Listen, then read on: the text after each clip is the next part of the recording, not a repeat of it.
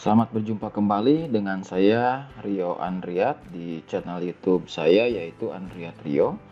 Di video kali ini saya akan melanjutkan pembahasan tentang pengelolaan jurnal di OJS yang ketiga. Di video sebelumnya untuk kelola submission saya sudah menjelaskan tentang copy editing yang dilakukan oleh section editor ataupun editor. Nah, di sini langkah selanjutnya adalah di bagian production. Ini pun sama, untuk di bagian production, kita yang bisa melakukannya adalah session editor ataupun editor.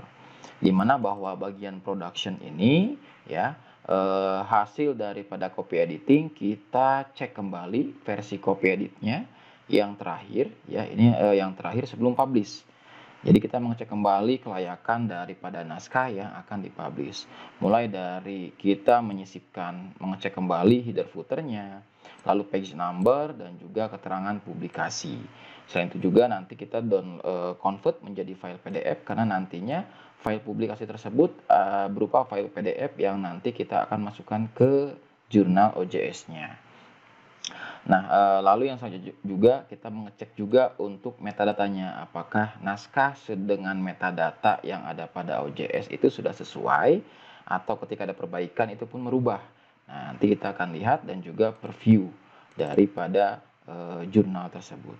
Nah, ini saya coba masuk terlebih dahulu ke jurnal OJS sebagai editor.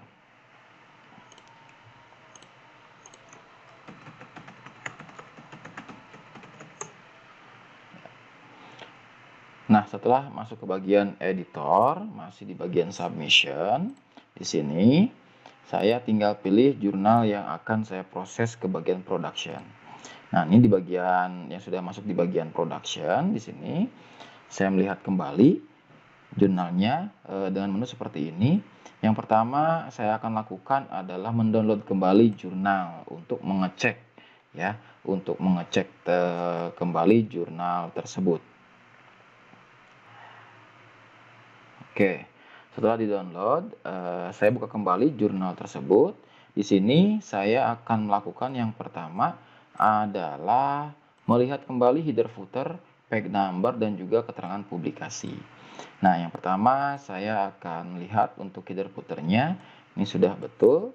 Untuk header footernya, lalu jurnal ini akan kita publishkan di volume keberapa. Kita isi, ini akan publish di volume 17. Nomor 2 di bulan Juli 2023. Ini. Oke, kalau misalnya sudah kita isi untuk volumenya, lalu nomor volumenya ya di tahun 2023 untuk publisnya, langkah selanjutnya kita mengecek kembali untuk di yang namanya tadi setelah itu adalah page number. Nah, untuk bagian page number kita samakan juga. Untuk page numbernya ini menggunakan page number di bagian bawah semuanya. Nah, ini kita rapikan terlebih dahulu untuk di bagian page numbernya. Lalu selanjutnya kita mengecek kembali setelah page number sudah, yaitu ada yang disebut dengan footernya. Nah, kita masukkan footernya untuk page nama juga footer. Kita cek scroll ke bawah. Jadi di sini memang di bagian production, jadi session editor mengecek kembali baik itu dari yang namanya header footernya ya dan yang lainnya kita sesuaikan kembali ya agar nantinya itu sesuai dengan tata layout yang memang sudah kita tentukan. Oke, ini sampai ke bawah apakah sudah sesuai atau belum. Oke, anggap ini sudah ya untuk header dan juga page number dan juga footer sudah selesai. Selanjutnya kita cek kembali yaitu adalah untuk bagian keterangan publikasi. Nah, keterangan publikasi di sini sudah ada layoutnya.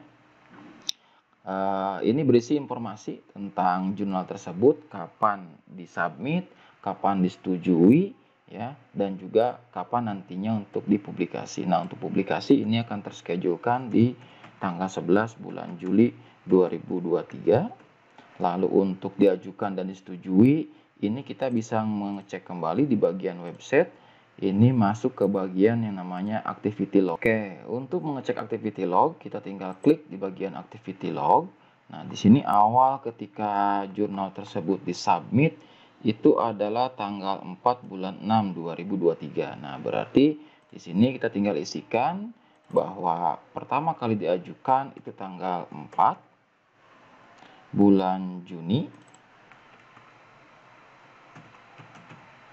tahun 2023 dan juga disetujui itu pada bulan ataupun tanggal berapa. Kita bisa cek di sini.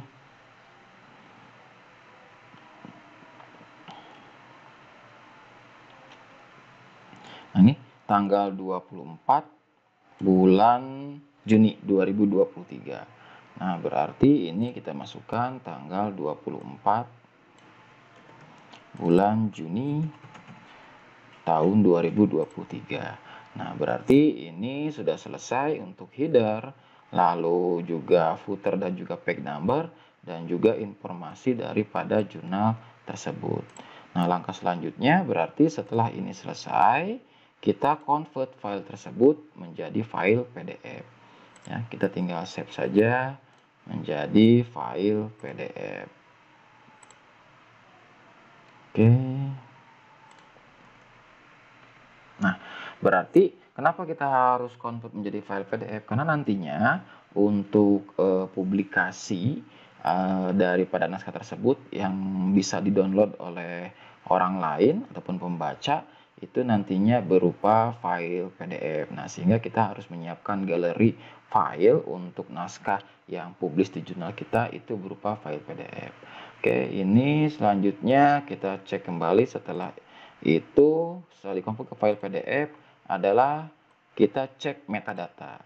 Nah, ini cek metadata adalah menyesuaikan file yang terakhir yang sudah kita edit di sini ataupun sudah kita cek untuk header, footer dan sebagainya. Berarti isinya ini pun harus sesuai dengan yang ada di OJS ya, di metadata. Takutnya ketika kemarin ada perubahan oleh reviewer dan sebagainya, itu ternyata ada berpengaruh kepada yang namanya metadata. Nah, berarti kita buka kembali ke file OJS ini. Lalu masuk ke bagian publication. Ya. Jadi tadi di bagian workflow kita masuk ke bagian publication. Nah, di sini ada title dan juga abstrak. Kita cek kembali untuk metadata judul dan juga abstrak apakah ada perbedaan dengan naskah. Ternyata ada perbedaan di bagian judul. Ini sudah ada revisi ketika kemarin dengan reviewer. Nah, berarti ini kita kopikan kembali ke bagian judul. Nah, ini kita copy paste di sini, subtitle kosong, lalu abstrak. Abstrak pun sama, kita cek kembali untuk abstrak. Oke, abstrak sudah tidak ada perubahan. Lalu yang selanjutnya kontributor. Kontributor itu penulis. Nah, di sini di bagian penulis ternyata penulisnya ini sekarang menjadi 2 orang, ya. Nah, berarti kita edit di bagian kontributor yang yaitu ada penulisnya Darsanto dan juga Kaiman, Muhammad Kaiman. Nah, berarti yang Rio ini dia tidak menjadi author di jurnal tersebut. Nah, ini bisa kita delete ya, berkurang. Nah, berarti cuma berdua untuk penulisnya. Nah, kalau misalnya ini sudah, title juga sudah, kita cek lagi metadata yang lainnya, keyword ya. Ini kontributor, ini keywordnya. Tadi keywordnya adalah keywordnya yaitu ini. Kita masukkan keywordnya. Oke, kita masukkan keyword daripada jurnal tersebut. Oke.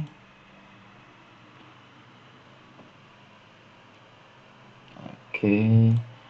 Udah ada. Lalu save.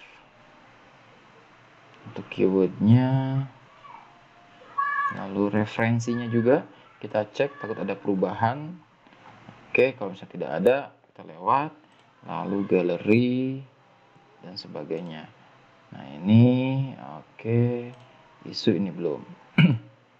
Nah, kalau misalnya sudah berarti kita sudah cek juga di bagian metadata. Kita coba preview terlebih dahulu. Nah, berarti ini kita bisa lihat preview daripada jurnal tersebut. Oke, ini previewnya sudah ada penulis pertama, penulis kedua, keywordnya juga sudah masuk, abstraknya sudah masuk, referensinya juga sudah masuk. Yang belum adalah di bagian artikel.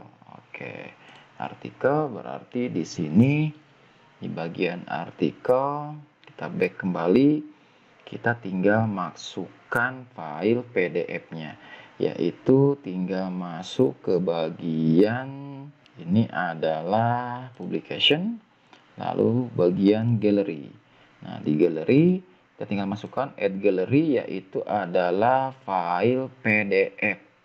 Ya, ini PDF, gallery labelnya English, lalu setelah itu gallery apa? Oke, ini kita save. Oke, sudah. Lalu kita masukkan file, yaitu select article text. Nah, kita masukkan file PDF yang tadi, naskah yang sudah kita convert menjadi file PDF. Lalu pilih continue. Oke, ini bagian judul filenya. Lalu klik continue, lalu complete. Nah, berarti ini kita cek preview kembali.